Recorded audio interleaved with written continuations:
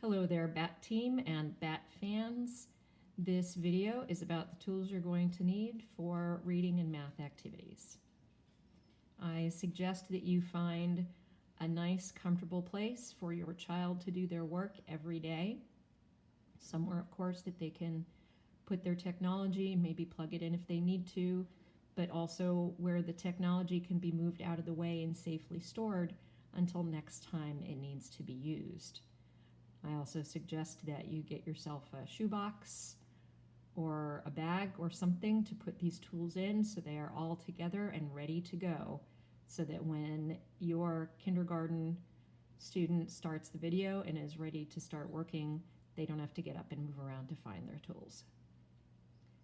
You're going to need some crayons, some paper, a couple of pencils, and for the interactive part of the videos where I ask the children to do some thinking and responding, and then we check the work, you're going to need what I call a tic-tac-toe board.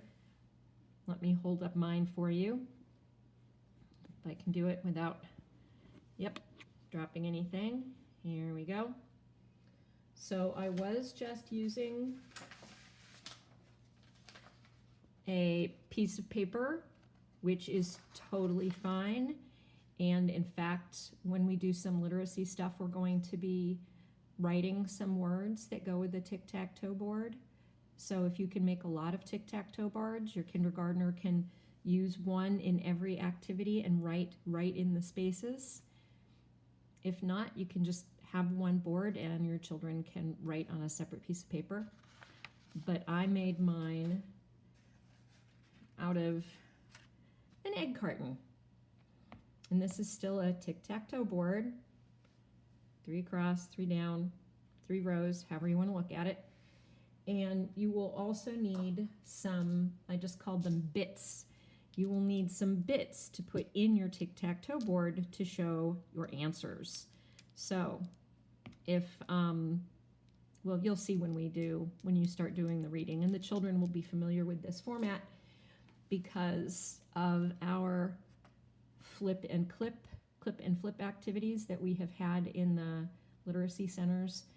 And this is to copy the clip and flip activity, that the children look for, that the cue is in the middle here, or the rule that they're following, the things that they're looking for, and then they look around to see which ones follow that rule or don't. And so if we're looking for things that end with at, the cat ends with at, so your kindergartner would put a bit into that space to show that they agree that follows the rule. You'll see that activity later. It'll come up pretty soon on the YouTube channel.